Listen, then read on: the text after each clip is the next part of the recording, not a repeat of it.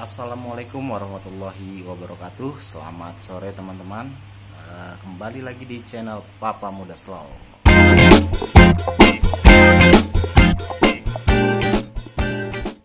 Di kesempatan kali ini saya ingin berbagi sedikit tutorial bagaimana cara melakukan perawatan berkala di sistem rem ya, khususnya di sistem rem bagian depan. Nah, untuk unit yang saya pakai ini unit kendaraan Toyota Avanza tahun 2016, yang mana sistem rem bagian depan sudah menganut sistem rem cakram ya, atau disc brake. Lalu poin apa saja yang perlu diperhatikan dan apa saja yang perlu dipersiapkan. Nah, terus simak video ini sampai selesai dan jangan lupa klik like and subscribe. Oke. Langkah pertama, kita persiapkan dongkrak terlebih dahulu ya. Lalu ada kunci ring 14-17, bisa juga menggunakan 12-14 ya. Lalu untuk yang berikutnya adalah kunci roda. Nah, ini kunci roda masih bawaan mobil. Untuk yang seterusnya ada gris atau gemuk. Nah, ini bisa pakai gris apa aja ya. Lalu yang berikutnya adalah amplas kasar. Untuk yang terakhir adalah jack stand. Nah, ini adalah peralatan yang akan kita gunakan. Oke, langkah yang berikutnya kita akan mengendurkan keempat buah baut roda. 1, 2, 3, dan 4. Nah, ini akan kita kendurkan terlebih dahulu. Ya, kita akan coba mengendurkan keempat buah mur roda dengan menggunakan kunci roda ya.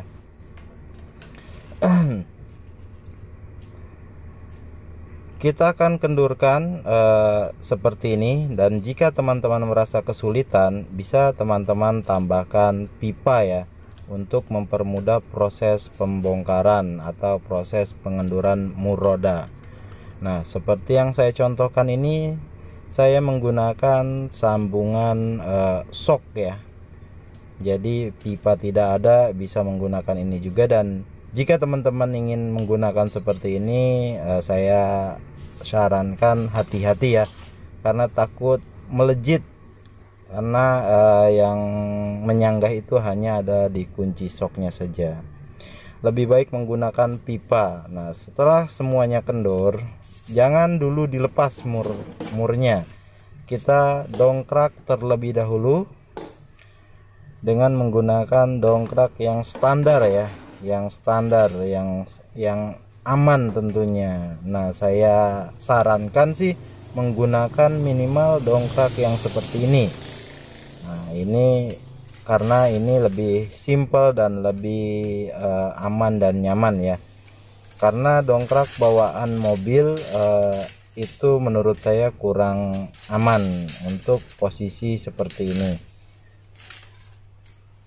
Saya sarankan menggunakan ini saja ya. Usahakan pada saat mendongkrak ban terangkat sepenuhnya sehingga tidak menyentuh permukaan tanah atau lantai, untuk mempermudah proses pelepasan ban ya teman-teman ya.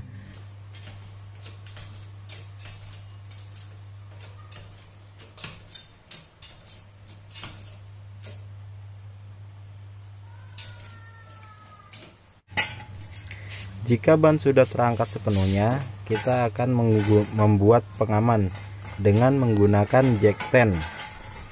Nah, ini adalah jack stand ya teman-teman.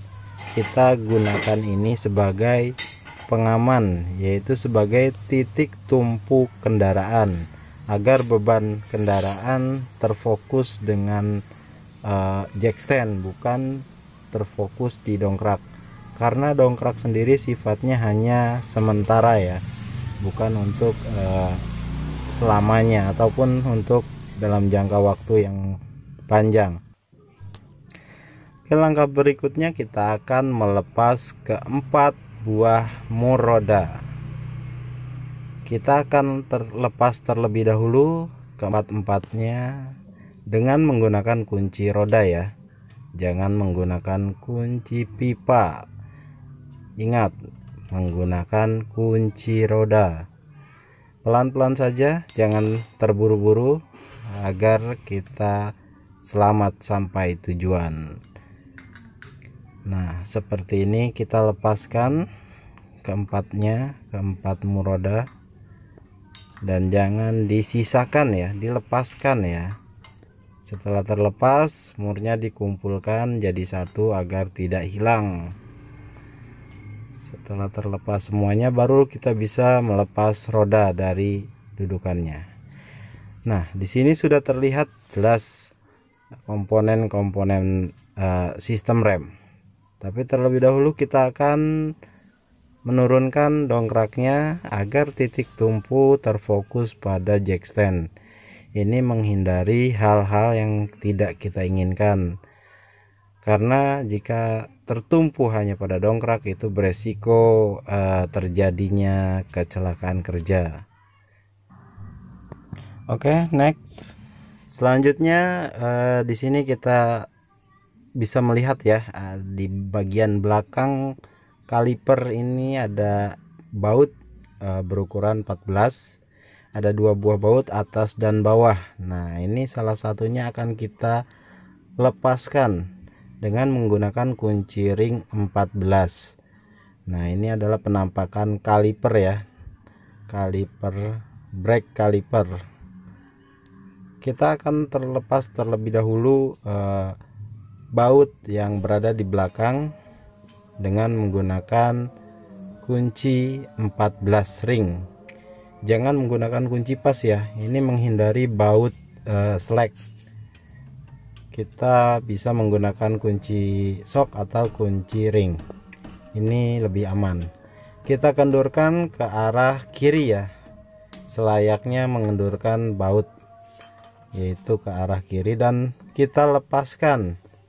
Setelah kendur kita lepaskan seperti ini. Nah, ini adalah bautnya.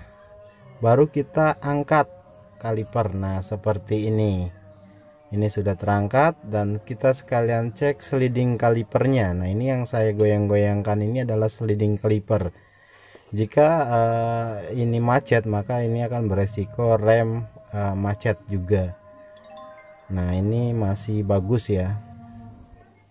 Dan kita lepaskan brake pad atau kampas rem yang biasa kita sebut kampas rem, dan kita cek ketebalannya.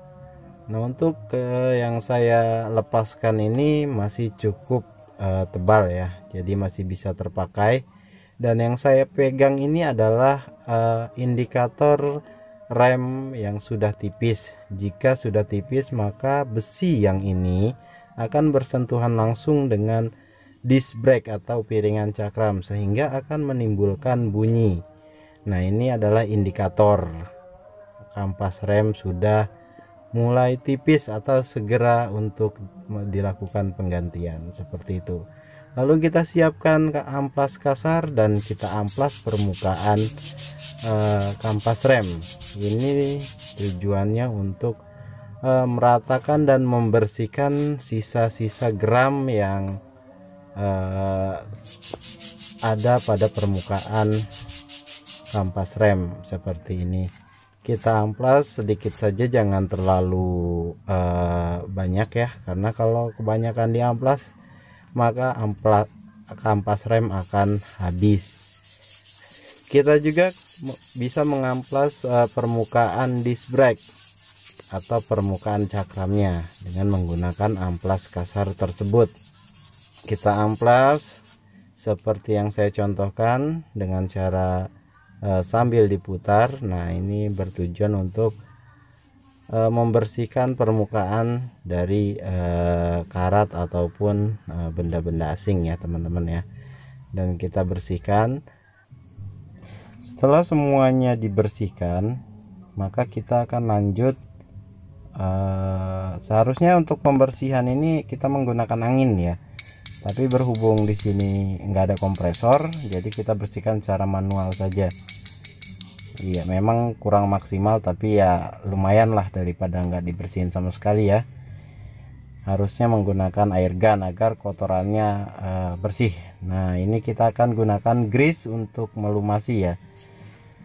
Nah, untuk langkah pelumasan kita bisa mulai yang pertama dengan melumasi sliding kaliper. Nah, ini adalah sliding kaliper.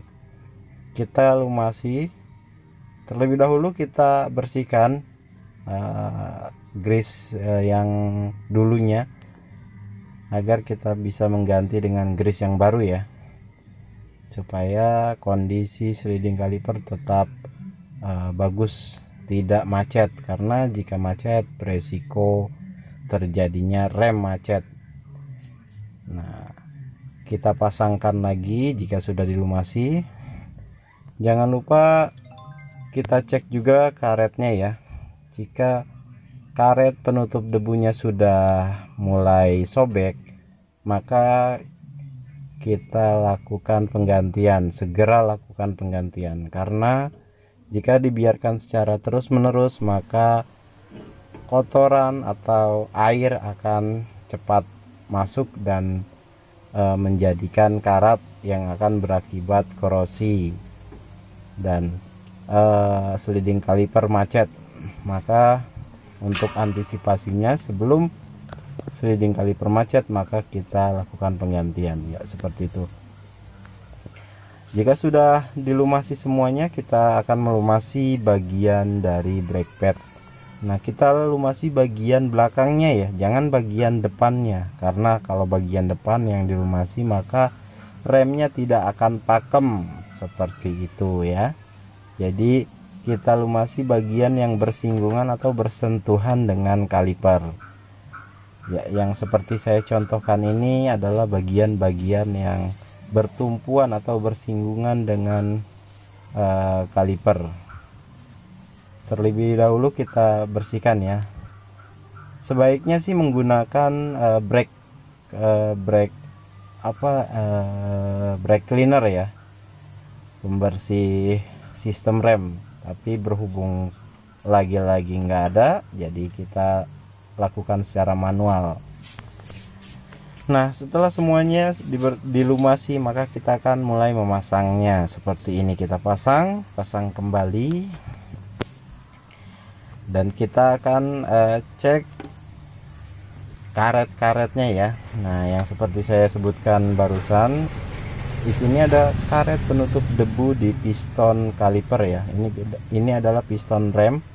Kita cek bagian permukaannya ada yang sobek atau tidak. Jika terlihat ada yang sobek, maka segera lakukan penggantian sebelum piston rem macet. Nah, jika sudah dirasa aman, maka kita tinggal memasangkan kembali kalipernya seperti ini. Pasangkan seperti semula. Kita pasang kembali baut kalipernya dan kita kencangkan. Kita cek juga kondisi disc brake secara manual ya. Seharusnya kita cek ini menggunakan alat ukurnya ya. Karena di sini saya tidak mempunyai alat ukurnya, kita cek saja secara manual dengan cara meraba permukaan disc brake ya, seperti yang saya contohkan ini. Jika terasa bergelombang, maka disc brake tersebut sudah aus dan harus dilakukan penggantian, karena akan berpotensi menyebabkan getaran pada saat direm di kecepatan tinggi, dan getaran tersebut terasa sampai dengan setir. Seperti itu ya teman-teman ya. Jika teman-teman mengeluhkan setir bergetar pada saat direm, kemungkinan besar ini adalah penyebab disc brake yang sudah aus. Oke. Setelah semuanya terpasang, maka kita akan lanjut ke proses langkah yang terakhir, yaitu memasang roda. Kita pasangkan kembali rodanya seperti semula ya teman-teman ya. Kita pasangkan dan jangan lupa kita kencangkan. Nah, sebetulnya untuk pengencangan semua baut itu ada ukurannya, ada momennya. Akan tetapi karena ini peralatannya tidak lengkap ya, jadi menggunakan filling saja ya teman-teman. Kita gunakan filling. Jadi ya jangan terlalu kencang yang berlebihan dan jangan kendor juga ya. kita sesuaikan dengan ukuran bautnya. Jika baut kecil maka ya kita kira-kira aja, dan jika baut besar ya mungkin powernya juga harus lebih besar lagi, seperti itu. Oke, mungkin cukup sekian video kali ini. Terima kasih banyak yang sudah menonton video ini sampai dengan selesai. Dan jangan lupa saya ingatkan kembali, klik like and subscribe-nya ya, dan komen di bawah ini jika teman-teman merasa video ini bermanfaat. Sampai jumpa di video-video berikutnya. Wassalamualaikum warahmatullahi wabarakatuh.